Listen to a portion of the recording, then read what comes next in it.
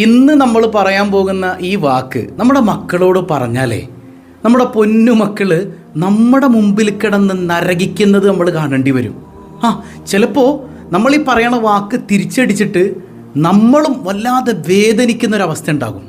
ഏതാണ് ആ വാക്ക്? ഒരിക്കലും ഇത് പറഞ്ഞു പോരുത് കേട്ടോ. അള്ളാഹു റബ്ബുൽ ആലമീൻ നമ്മുടെ പൊന്നുമക്കളെ സ്വാലിഹീങ്ങളാക്കട്ടെ. 1000 രൂപ സമ്മാനമായി ലഭിക്കുന്ന ചോദ്യം വീഡിയോയിലുണ്ട്. ഉത്തരം കമൻറ്റ് ചെയ്യുക. നാമുമായി ബന്ധപ്പെട്ട എല്ലാവരിലേക്കും ഷെയർ ചെയ്ത് കൊടുക്കുക. അള്ളാഹു റബ്ബുൽ ആലമീൻ യഥാർത്ഥ മുത്തഖീങ്ങളിൽ നാം ഏവരെയും ഉൾപ്പെടുത്തി അനുഗ്രഹിക്കുമാറാകട്ടെ. അസ്സലാമു അലൈക്കും വറഹ്മത്തുള്ളാഹി വബറകാതുഹു. എന്തൊക്കെയുണ്ട് എല്ലാവരുടെയും വിശേഷം? സന്തോഷല്ലേ? എവിടെ പുഞ്ചിരിച്ചുകൊണ്ടൊരു ഹംദ് പറഞ്ഞേ. അൽഹംദുലില്ലാഹി റബ്ബിൽ ആലമീൻ. ആ പുഞ്ചിരിയൊക്കെ ഒന്ന് വിടരട്ടെ. മാഷാ അല്ലാഹ്.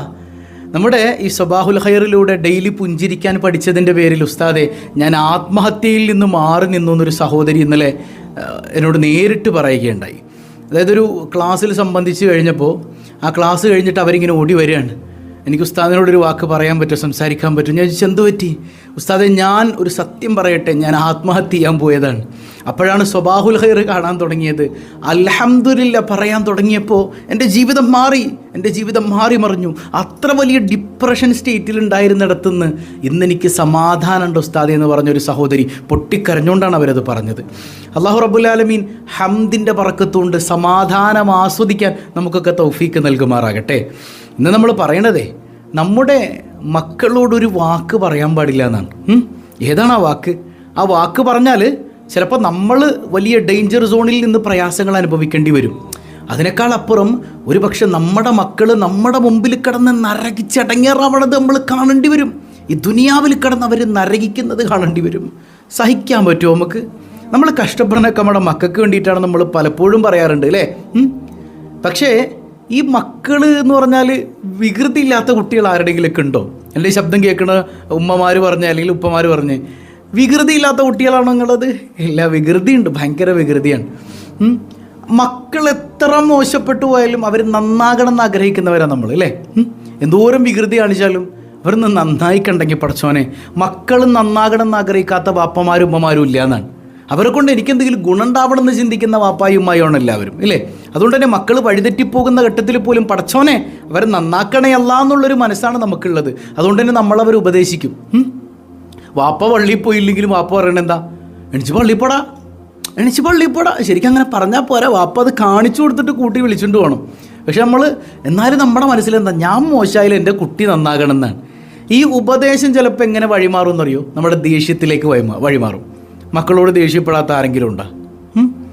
ചിലപ്പോൾ ചില ഉമ്മമാരുണ്ട്, അവരുടെ എല്ലാ ദേഷ്യവും തീർക്കണത് ആരോടായിരിക്കും? മക്കളോടായിരിക്കും ഇല്ലേ? ചിലപ്പോൾ കെട്ടിയവനോട് പിണങ്ങിയ ദേഷ്യമൊക്കെ ആരോട് തീർക്കുമെന്ന് മക്കളോട് തീർക്കും. എല്ലാ ബഹളവും ഒച്ചപ്പാടും ഭക്ഷണം കൊടുക്കണ അങ്ങോട്ട് വാ തുറക്കങ്ങോട്ട് ഇല്ലേ? അങ്ങനെയൊക്കെ പറഞ്ഞ് വല്ലാതെ അങ്ങ് ദേഷ്യപ്പെടാറുണ്ട്. പക്ഷേ ആ സമയത്ത് സംഭവിക്കുന്ന ഒരു പ്രശ്നത്തെക്കുറിച്ചാണ് നമ്മളിന്ന് പറയണത്. അത് നമ്മുടെ മക്കളെ നശിപ്പിച്ച് കളയുന്നതാണ്. അല്ലാഹു കാത്തുരക്ഷിക്കട്ടെ. എന്താണെന്ന് വെച്ചാൽ നമ്മുടെ ദേഷ്യം നമുക്ക് കൺട്രോൾ ചെയ്യാൻ പറ്റാത്ത ചില അവസരങ്ങളുണ്ടാവും. ഈ ദേഷ്യം അത് ആരുണ്ടാക്കണത്? ശൈത്വാനാണ്. അപ്പം നമ്മളങ്ങോട്ട് ദേഷ്യപ്പെടുത്തി അങ്ങോട്ട് വല്ലാതെ നമ്മുടെ ജീവിതം തകർത്ത് കളയാൻ വേണ്ടിയിട്ട് എല്ലാ പണിയും നോക്കും ശപിക്കപ്പെട്ട ശൈത്വാൻ അല്ലേ? അതുകൊണ്ട് തന്നെയാണ് ഹബീബായ സല്ലല്ലാഹു അലൈഹി വസല്ലം തങ്ങൾ പറഞ്ഞത്, ഏറ്റവും ശക്തനായ മനുഷ്യൻ എന്ന് പറഞ്ഞാൽ ഭയങ്കര ജിമ്മനൊന്നുമല്ല, ദേഷ്യം കൺട്രോൾ ചെയ്യാൻ പറ്റുന്നുണ്ടോ അവനാണ് ഏറ്റവും ശക്തൻ, ഏറ്റവും ബലവാൻ അവനാണ്. ദേഷ്യം ഒരു മനുഷ്യന് കൺട്രോൾ ചെയ്യാൻ പറ്റണില്ലേ? ദേഷ്യം വന്നാൽ വായി തോന്നിയതൊക്കെ വിളിച്ചു പറയും, കയ്യിൽ കിട്ടണതൊക്കെ പൊളിച്ചടക്കും. അവൻ എത്ര ജിമ്മനാണെങ്കിലും അവനാണല്ല, അവനൊരു ആരോഗ്യമുള്ളവനല്ല, അവൻ ബലവാനല്ല എന്നാണ് പരിശുദ്ധ റസൂൽ സല്ലല്ലാഹു അലൈഹി വസല്ലം തങ്ങളുടെ ഹദീസിൽ നിന്ന് നമുക്ക് വ്യക്തമാക്കണത്. അപ്പോൾ ദേഷ്യം വരണ സമയത്തെ മക്കളോട് ദേഷ്യപ്പെടാത്ത ആരുമില്ല. നമ്മുടെ വായിൽ നിന്ന് വീണു പോകുന്ന ചില വാക്കുകളുണ്ട്.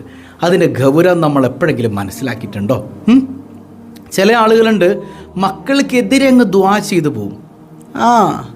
മക്കൾക്കെതിരെയൊക്കെ ദുആ ചെയ്തു പോകുന്ന ചില മാതാപിതാക്കളുണ്ട്. ദേഷ്യം വരുമ്പോഴത്തേക്കും നീ ഒന്നും ഇങ്ങനെ കാണിച്ചാൽ നന്നാവൂരടാ. ഇമാം ജമഖ്ശരി റളിയല്ലാഹുവിനെ കുറിച്ച് നിങ്ങൾ കേട്ടിട്ടുണ്ടോ? വലിയ മഹാനാണ്. മഹാനവറുകൾ മുഫസ്സിറാണ്, തഫ്സീർ എഴുതിയ വലിയ മഹാനാണ്. അപ്പോൾ മഹാനവറുകൾ ഒരു സംഭവം പറയുന്നുണ്ട്.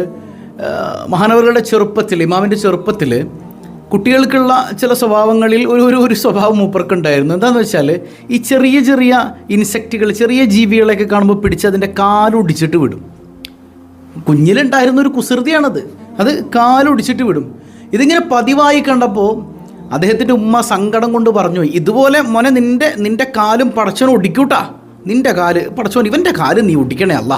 ചെറുപ്പത്തിൽ അങ്ങ് പറഞ്ഞതാണ് ഉമ്മ. ശരിക്കും അത് ഒടിയണമെന്ന് കരുതിയിട്ട് പറഞ്ഞു. ഒരു ഉമ്മ ഇന്ന് അങ്ങനെ പറയൂലല്ലോ.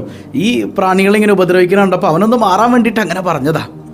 മഹാനവറുകൾ അങ്ങനെ വലുതായി ഫിഖ്ഹി വിഷയങ്ങളിൽ മറ്റു പല മേഖലകളിൽ വലിയ വലിയ വലിയ ആലിമായി തീർന്നു അദ്ദേഹം. അങ്ങനെ ആ ഇൽമൊക്കെ നിറഞ്ഞു നിൽക്കുന്ന സമയത്ത്, കിതാബുകൾ എഴുതുന്ന സമയത്ത് അദ്ദേഹം ഒരു കുതിരപ്പുറത്ത് യാത്ര ചെയ്യുമ്പോൾ ആ കുതിരപ്പുറത്ത് നിന്ന് വീണ് മഹാനവറുകളുടെ കാലൊടിയുകയുണ്ടായി. അപ്പോൾ മഹാൻ ഇത് പറഞ്ഞിട്ടാ ഇമാമ് പറയുന്നൊരു കാര്യം, ഉമ്മമാരെ വെറുതെ ആണെങ്കിൽ പോലും മക്കൾക്കെതിരെ ദുആ ചെയ്യരുതേ, അത് ഫലിക്കുക തന്നെ ചെയ്യും എന്നാണ്. കാരണം ഉമ്മാടെ ദുആ അത്രമേൽ ഇമ്പോർട്ടൻ്റ് ആണ്, വാപ്പാടെ ദുആ അത്ര വലിയ പ്രാധാന്യമുള്ളതാണ്. ഒരിക്കൽ പോലും അവർക്കെതിരെ ദുആ ചെയ്യരുതേ. നമ്മൾ എത്ര പ്രയാസം നമ്മുടെ മക്കൾ മൂലം നമുക്കുണ്ടായാലും നമ്മൾ അവർക്കെതിരെ ദുആ ചെയ്ത് പോരുത്. അവർ നന്നാകാൻ ദുആ ചെയ്യുന്നേ. അവർക്കെതിരെ ദുആ ചെയ്താൽ നമ്മൾ കാണും അവർ കടന്ന് അനുഭവിക്കണത്. അത് നമ്മൾ തന്നെ കാണണ്ടേ. ഇതോടൊപ്പം ചേർത്ത് പറയേണ്ട ഒരു കാര്യമാണ് മക്കളെ ശപിക്കുക എന്ന് പറയുന്നൊരു സ്വഭാവം. എന്തെങ്കിലുമൊക്കെ ചിലപ്പോൾ ഈ കുഞ്ഞു മക്കളും കൂടെ ഉണ്ടാവും. രസാതാണ്, കുഞ്ഞു മക്കൾ എന്തെങ്കിലുമൊക്കെ തെറ്റ് ചെയ്താലും നമ്മൾ ദേഷ്യപ്പെട്ടിട്ട് ഓടുക്കത്ത, ഇതൊന്നും നന്നാവാനുള്ളതല്ല, മനുഷ്യനെ ഇടങ്ങേറാക്കാനുണ്ടായത് അല്ലേ. ചില ശാപവാക്കുകൾ, ഇത് എറണാകുളം സൈഡിലുള്ളതാണ് ഞാൻ പറഞ്ഞത്, ഓടുക്കഥ എന്നൊക്കെ പറയണത്. നിങ്ങളുടെ നാട്ടിൽ എന്താണെന്ന് എനിക്കറിയില്ല, അത് കമൻറ്റ് ചെയ്യണ്ട കേട്ടോ. ഏതായാലും അങ്ങനെ ശാപവാക്കുകൾ പറയുന്ന മാതാപിതാക്കളുണ്ട്. ആ ശാപവാക്കൊക്കെ ഫലിച്ചു കഴിഞ്ഞാൽ ഉമ്മയുടെ വായിന്നല്ലേ വരണത്, അത് ഫലിച്ചാൽ ആ മക്കളുടെ അവസ്ഥ എന്താണ്? അള്ളാഹു നമ്മുടെ പൊന്നുമക്കളെ കാത്തു രക്ഷിക്കുമാറാകട്ടെ. ശാപവാക്കൊക്കെ ഫിർഔനിനെ പോലെ, അബൂലഹബിനെ പോലെ, അബൂജഹലിനെ പോലെ, നമ്രൂദിനെ പോലെയുള്ള തെമ്മാടികൾക്ക് പറയാനുള്ളതാണ്. അല്ലാതെ നമ്മുടെ കുഞ്ഞു മക്കൾക്ക് പറയാനുള്ളതല്ല ഈ ശാപവാക്കൊക്കെ. ഹബീബായ സല്ലല്ലാഹു അലൈഹി വസല്ലം തങ്ങളുടെ ഹദീസ് ഉണ്ട്, ഈ മുഅ്മിനീങ്ങളുടെ സ്വഭാവം പറയുന്നിടത്ത് കാണാം അവർ ശപിക്കുന്നവരല്ല എന്നാണ്. ഒത്തിരിയുടെ ഹദീസ്, ഒരു മനുഷ്യൻ ഒരാളെ ശപിച്ചു കഴിഞ്ഞാൽ ആ ശാപം ഇങ്ങനെ ആകാശത്തേക്ക് ഉയർന്നു പോകും. അവിടെ സ്വീകരിക്കാതെ അവിടെ നിന്ന് അതിനെ ചവിട്ടി പുറത്താക്കും, ഭൂമിയിലേക്ക് വരും, ഭൂമിയുടെ വാതിൽ അടയ്ക്കപ്പെടും, സ്വീകരിക്കൂല. നമ്മുടെ വലതു ഭാഗത്തേക്ക് വരും, അവിടെ നിന്ന് ഇടതു ഭാഗത്തേക്ക് പോകും, നമ്മളിങ്ങനെ കറങ്ങും. സ്വീകരിക്കപ്പെടാതെ വരുമ്പോൾ ശപിക്കപ്പെട്ടവനിലേക്ക്, ഇപ്പം ആരെയാണോ ശപിച്ചത് അവനിലേക്ക് അത് ചെല്ലും.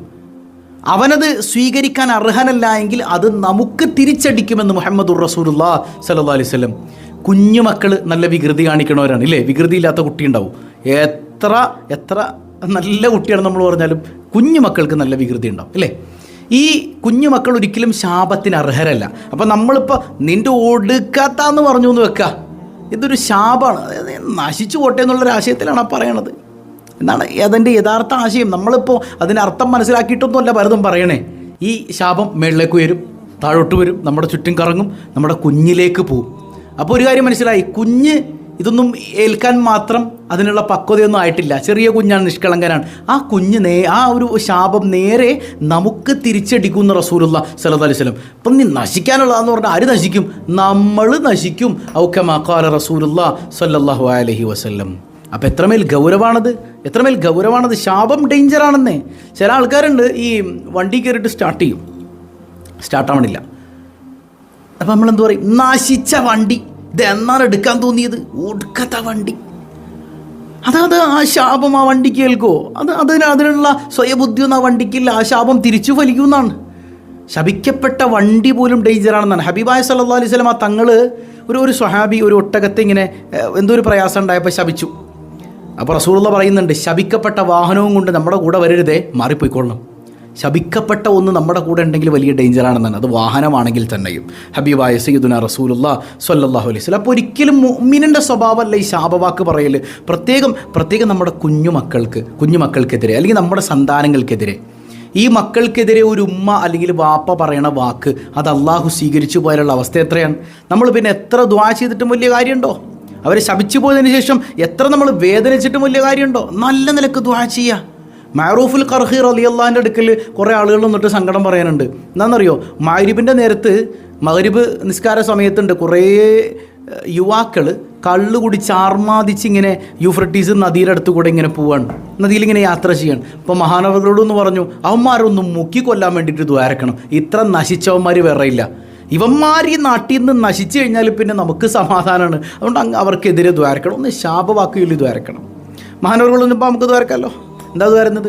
അല്ലാഹുമ്മ കമാ ഫറഹ്തഹും ഫിദ്ദുനിയ ഫഫർരിഹും ഫിൽ ആഖിറ.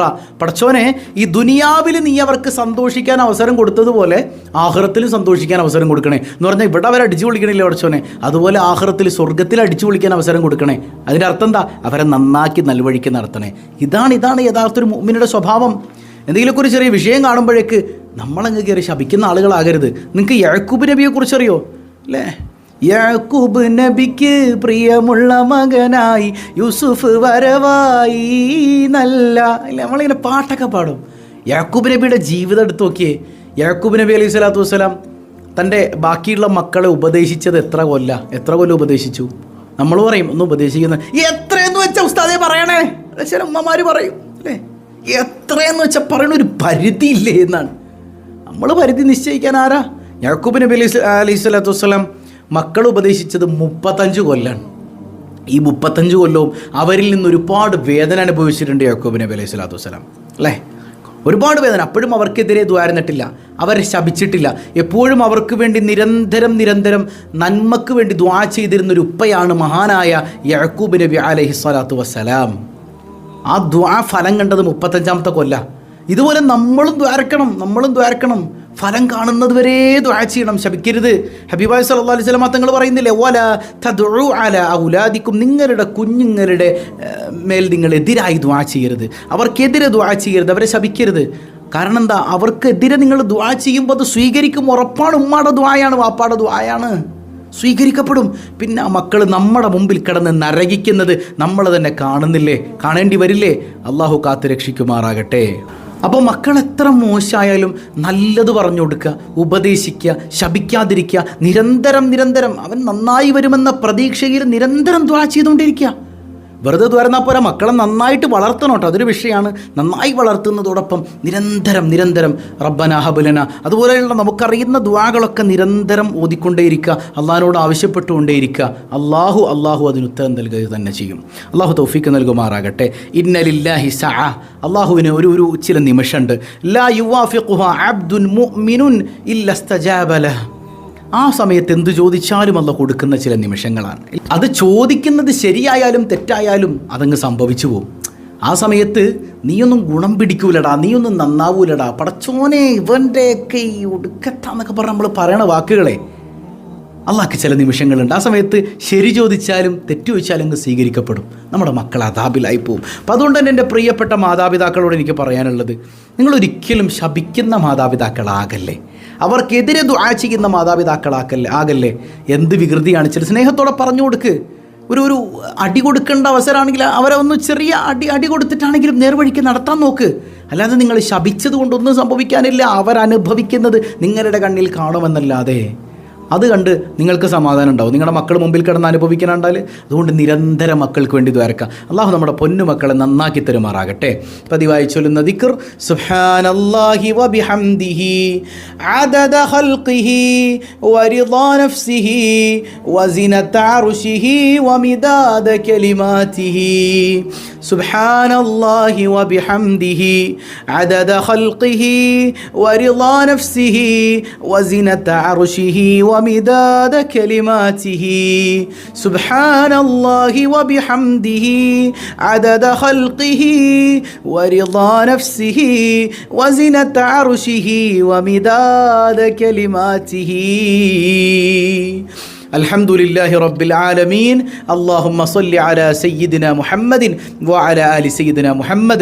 അർഹമുറാഹിമായ റബ്ബേ, ഈ സദസ്സ് നീ സ്വീകരിക്കണേ അല്ലാ. ഞങ്ങളുടെ സ്വപ്നങ്ങളാണ് ഞങ്ങളുടെ സന്താനങ്ങൾ, സ്വാലിഹീങ്ങളാക്കണേ അല്ലാ. ദുനിയാവിലും ആഖിറത്തിലും ഉപകരിക്കുന്ന മക്കളാക്കണേ അല്ലാ. കൈവെടിയല്ല റഹ്മാനെ. അവരിൽ നിന്ന് എന്തെങ്കിലും പ്രയാസം നേരിട്ടാൽ ഞങ്ങൾക്ക് സഹിക്കാൻ കഴിയില്ല നാഥാ. പടച്ചവനെ, പൊന്നുമക്കൾ നിമിത്തം കൺകുളിർമയേകണേ അല്ലാ. അവർക്ക് ശോഭനമായ ഭാവി ഭാവി നൽകണേ അല്ലാ. മദ്യത്തിനും മയക്കുമരുന്നിനും അടിമകളാക്കല്ലേ അല്ലാ. പുത്തൻവാദങ്ങളിലേക്ക് എത്തിപ്പെടുന്ന അവസ്ഥകളിൽ നിന്ന് കാവലേകണേ അല്ലാ. യാ റബ്ബന, മനസ്സിൽ ഒരുപാട് മുറാദുകളുണ്ട്, എല്ലാ മുറാദുകളും ഹാസുലാക്കണേ അല്ലാ. സങ്കടങ്ങൾ അകറ്റണേ അല്ലാ. സമാധാനം നൽകണേ അല്ലാ. സ്വൈര്യ ജീവിതം നൽകണേ അല്ലാ. കുടുംബ പ്രശ്നങ്ങൾ അകറ്റണേ അല്ലാ. ഗർഭിണികളായ ധാരാളം ആളുകൾ സുഖപ്രസവം നൽകണേ അല്ലാ. മക്കളില്ലാതെ വേദനിക്കുന്നവർ സ്വാലിഹീങ്ങളായ സന്താനങ്ങളെ നീ നൽകണേ അല്ലാ. അർഹമുറാഹിമായ കരുണക്കടലായ റബ്ബേ, ഒരുപാട് പ്രയാസങ്ങൾ ഭയപ്പെട്ട് ജീവിക്കുന്ന ധാരാളം ആളുകൾ. ഉസ്താദേ, എൻ്റെ മരണം എൻ്റെ മുമ്പിൽ കാണുന്നത് പോലെ എന്ന് സങ്കടം പറഞ്ഞൊരു സഹോദരി വിദേശ രാജ്യത്ത് നിന്ന്, അള്ളാഹുവേ അവരുടെ പ്രയാസങ്ങൾ നീക്കണേ അല്ലാ. അവരുടെ മനസ്സിലെ ഭയം നീ മാറ്റിക്കൊടുക്കണേ അല്ലാ. എല്ലാവർക്കും സമാധാനം നിറഞ്ഞ ജീവിതം നീ നൽകണേ അല്ലാ. കടങ്ങൾ ഏറ്റെടുക്കണേ അല്ലാ. തൊഴിലുകളിൽ അഭിവൃദ്ധി നൽകണേ അല്ലാ. ജോലിയില്ലാത്തവർക്ക് ഹൈറായ തൊഴിൽ നൽകണേ അല്ലാ. വിദേശ രാജ്യത്ത് ജോലി ചെയ്യുന്നവർ ബറക്കത്ത് ചൊരിയണേ അല്ലാ. പടച്ചവനെ, വീടില്ലാതെ വേദനിക്കുന്നവരുണ്ട്, ഹൈറായ ഭവനം നൽകണേ അല്ലാ. ഉള്ള ഭവനത്തിൽ സമാധാനമേകണേ അല്ലാ. പടച്ചവനെ, വിവാഹപ്രായമെത്തിയവരുണ്ട്, ഹൈറായ സ്വാലിഹീങ്ങളായ അനുയോജ്യരായ ഇണകളെ നൽകണേ അല്ലാ. ഉറപ്പിച്ചവരുണ്ട്, ഭംഗിയായി നടത്താൻ തൗഫീക്ക് നൽകണേ അല്ലാ. ഞങ്ങളിൽ നിന്ന് മൺമറഞ്ഞവർക്ക് മഗ്ഫിറത്ത് നൽകണേ അല്ലാ. മാതാപിതാക്കൾ, ഇണകൾ, സന്താനങ്ങൾ തുടങ്ങി പലരും ഖബറുകളിലാണ്. നീ മഗ്ഫിറത്ത് നൽകണേ അല്ലാ. ഈ പുണ്യ ദിവസത്തിൻ്റെ ബറക്കത്തുകൊണ്ട് മഗ്ഫിറത്ത് നൽകണേ അല്ലാ. പടച്ചവനെ, എപ്പോഴാണ് ഞങ്ങൾ ഭരിക്കുന്നതെന്നറിയില്ല, ഈമാൻ സലാമത്താക്കണേ അല്ലാ. കൈവടിയല്ല തമ്പുരാനെ, ഈ സദസ്സിനെ സ്നേഹിക്കുന്നവർ, ഇതിൽ കമൻറ്റ് ചെയ്തവർ എല്ലാവരെയും നീ ഏറ്റെടുക്കണേ അല്ലാ. ഞങ്ങളെയും ഞങ്ങളിൽ നിന്ന് വിട പറഞ്ഞവരെയും സ്വബാഹുൽ ഖൈർ കുടുംബത്തിലെ ഓരോരുത്തരെയും അഷ്റഫുൽ ഖൽഖായ റസൂലുള്ളാഹി സ്വല്ലല്ലാഹു അലൈഹി വസല്ലമ തങ്ങളോടൊപ്പം കുടുംബസമേതം നീ ഒരുമിപ്പിക്കണേ അല്ലാ. ബിഹഖി സ്വല്ലല്ലാഹു അലാ മുഹമ്മദ് സ്വല്ലല്ലാഹു അലൈഹി വസല്ലം. സ്വല്ലല്ലാഹു അലാ മുഹമ്മദ് സ്വല്ലല്ലാഹു അലൈഹി വസല്ലം. അല്ലാഹുമ്മ സ്വല്ലി അലാ മുഹമ്മദ് യാ റബ്ബി സ്വല്ലി അലൈഹി വസല്ലിം. വസ്സലാമു അലൈക്കും വറഹ്മത്തുള്ളാഹി വബറകാതുഹു.